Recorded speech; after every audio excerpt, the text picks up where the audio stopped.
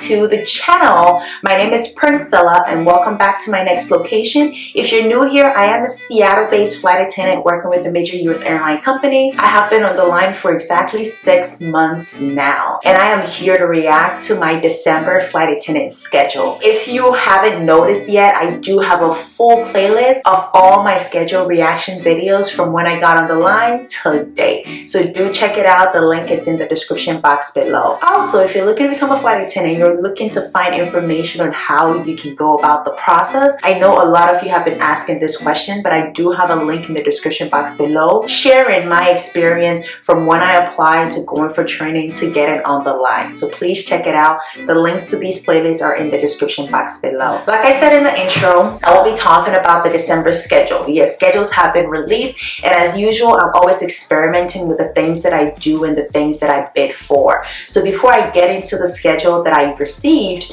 let's talk about what I bid for the month of December 2023. So the first thing that I bid for is to avoid domestic trips. I've explained this several times in my schedule reaction video. The reason I bid for that is because at my base, our international or transoceanic trips are 19-20 hours and above. So because I'm aiming for high credit trips, I always bid for avoid domestic trips. I know I am way too junior to hold that, but you never know what may happen in the future, okay? So I just bid for it. It's more so to add on to my desire or my request to get high credit trips. That's all that's for. So the second thing that I bid for was to avoid 3-day trips that were below 19 to 25 credit hours. Once again, this is base specific. So with my base, we do have 3-day trips that are worth 19, 18, 20, 21, 22, 23, 24. So that's why I bid to avoid anything below 19 to 25.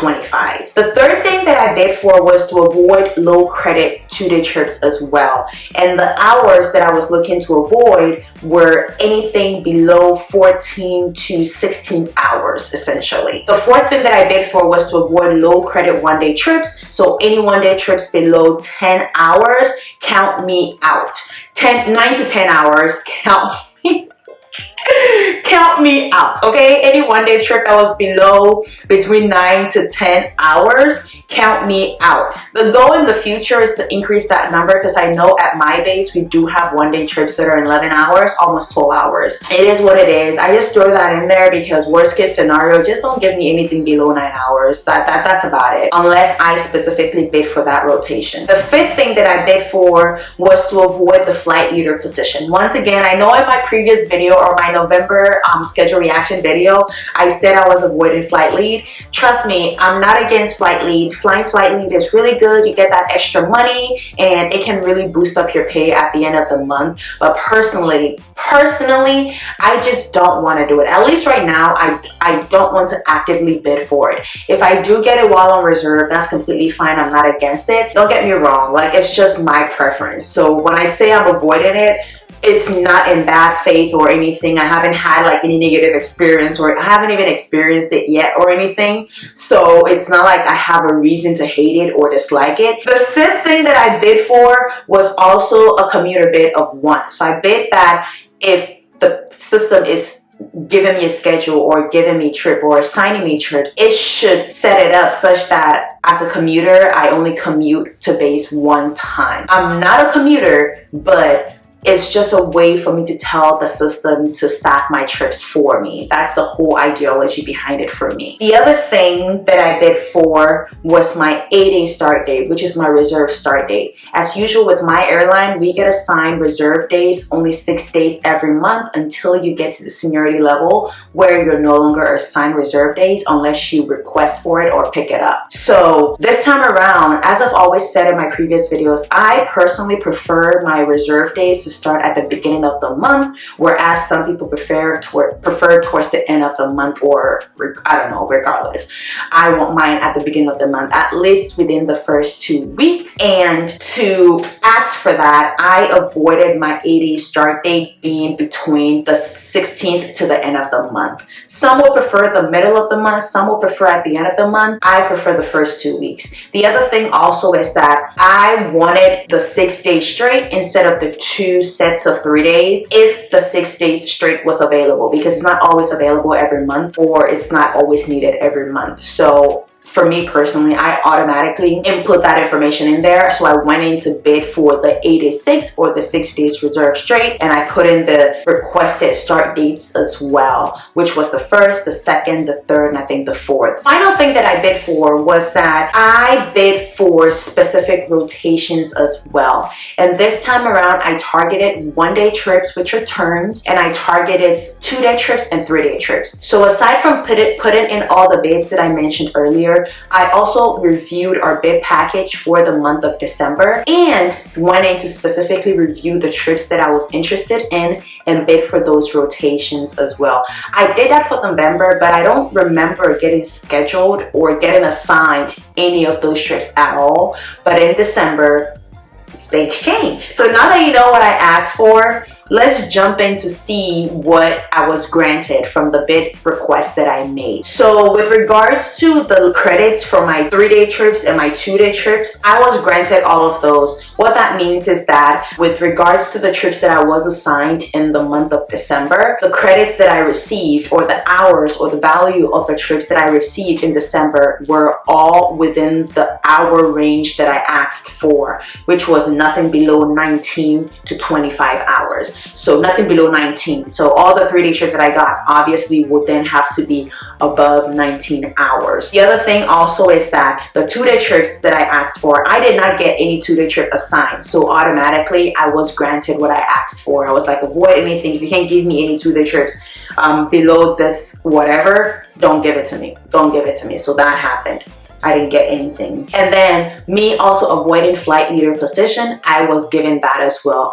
With all the trips that I was assigned, none of them had a position or flight leader position. Once again, I am not against it. Disclaimer, I am not against flight leader position. I requested that my 8 days or my reserve days start from the 9th, 17th to the 31st, so nothing from the 16th or the 17th to the end of the month. I was granted that as well. With the specific rotations that I bid for, I requested for several because I request for a lot so that at least, so I throw my net wide enough such that I can at least get something, okay? So all the rotations that I bid for, I was granted 2. Yes, I got 2 out of all the lot that I requested for. So what that means is that I bid for certain 3-day trips, certain 2-day trips, and certain 1-day trips. And out of the lot that I bid for, I was given 2 out of everything that I bid for. And mind you, when schedules were released, I was given only 3 trips. So out of the 3 trips that I were assigned, 2 of those trips were trips that I specifically requested for or bid for, like rotation numbers that I bid for. So that was pretty good. Overall, that's really good because if I'm given 3 trips in addition to my reserve days, and out of those 3 trips, 2 of them were trips that I specifically asked for, then it means we're good here, okay?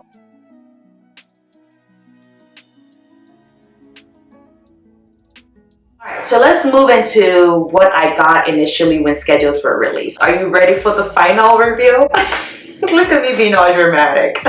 First of all, you would see that my reserve days were scheduled between the 7th to the 12th of December. What that means is that if you remember my bid earlier, I wanted my reserve days to be between the 1st to the 16th of the month. So I got that. Kudos to that. Perfect. The value of our reserve period, it shows 28 hours and 50 minutes, but it's actually 28 hours and 30 minutes. That's the hourly value of being on reserve. With regards to the trips that I got assigned a 3-day trip between the 22nd to the 24th of December. That is a 3-day trip. So I'm working over the holidays. First of all, let's get that clear. I'm working over Christmas, New Year, all that good stuff. So as you would see, from December 22nd to December 24th, I was assigned a 3-day trip that was worth 21 hours and 7 minutes. It's a domestic 3-day trip. Followed by on the 25th to the 27th, I got another 3-day trip that was worth 20 hours and 3 minutes. So I essentially, between the 22nd of December to the 27th of December, I am working straight up 2 3-day trips. Then I get 3 days off, and then on December 31st, I was assigned a turn, which was worth 7 hours and 34 minutes. So that was all that I received for the month of December. Our projected schedule value was 80 hours plus or minus 7 hours, which means the minimum you can potentially be scheduled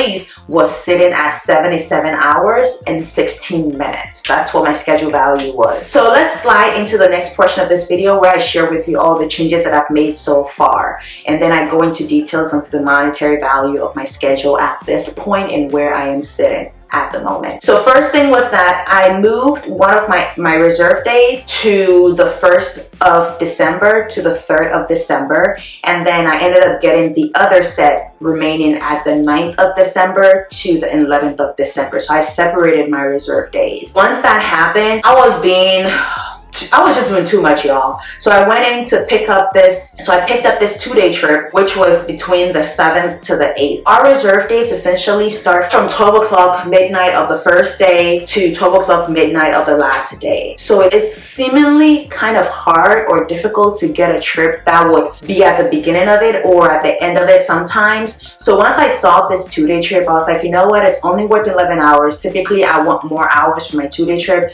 but it's only 3 legs.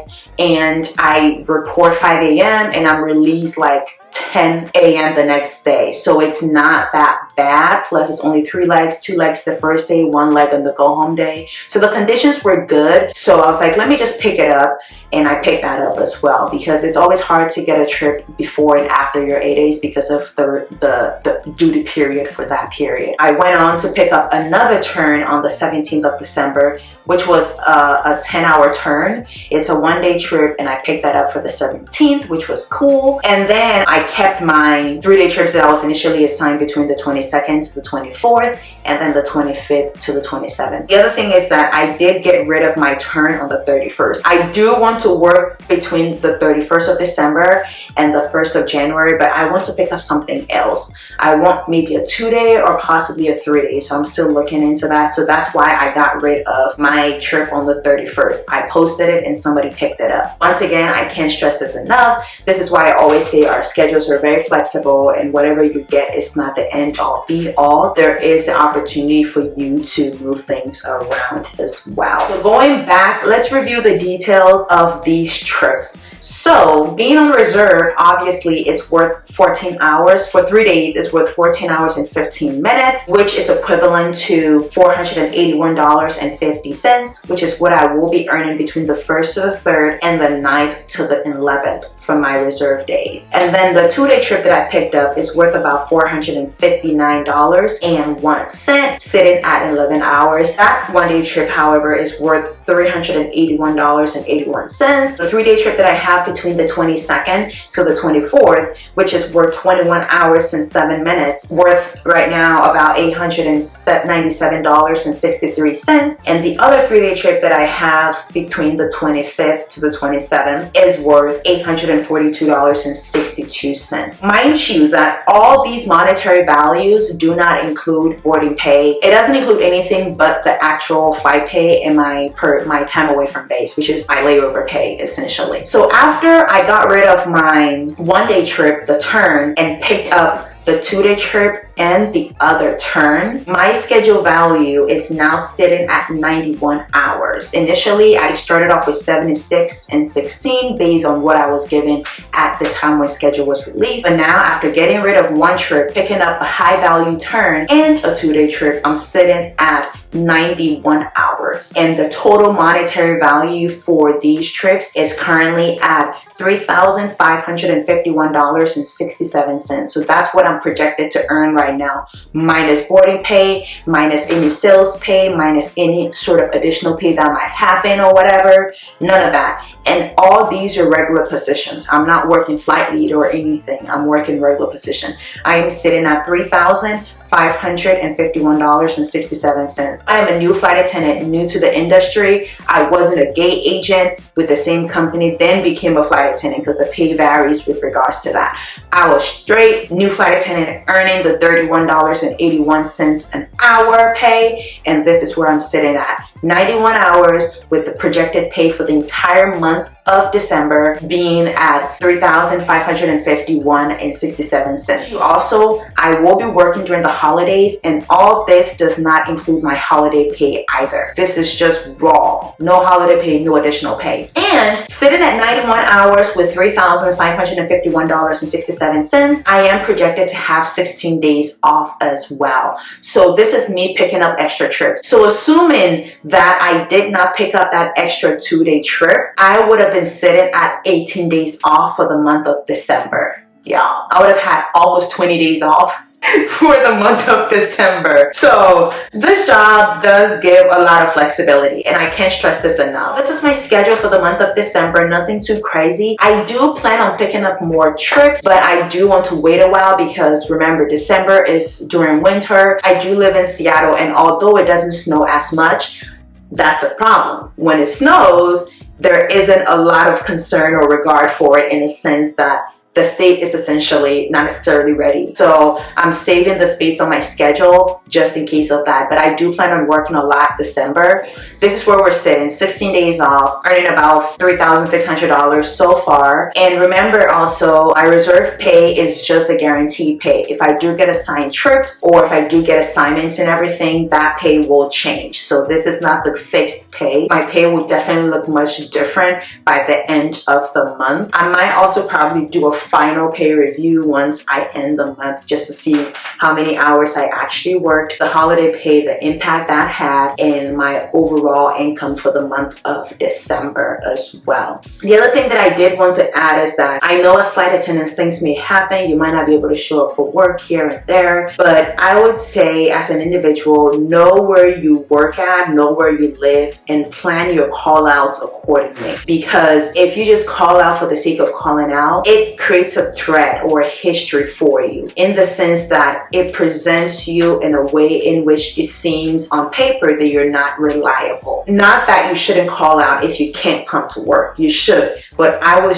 would just suggest that do it wisely, because the more you call out, the more on paper it appears you're not reliable. You might have real reasons for it, but I would say if you can honestly not make it, then you can honestly not make it. But if you can make it happen, make it happen. Because as I've said, when I did my training reaction videos from flight attendant training, whatever is documented on your behalf stays with you for the rest of your career with the company you're at. So just keep that in mind. And yeah, try not to pack your schedule or overload your schedule. Pace yourself and try and give yourself time to recover from work so that you don't get burnt out, so that you don't get sick as well. So that's it for today. That's it for December. If you have any questions, go ahead and drop them in the comment section below. Once again, give the video a thumbs up. I started this channel, I believe I started posting consistently from February 2023, and I'm currently right now sitting at 1,830 subscribers. I appreciate you all so much for the support. Although it could have gone faster, I feel that my growth on this platform has been very steady and continuous, and I will choose that over anything.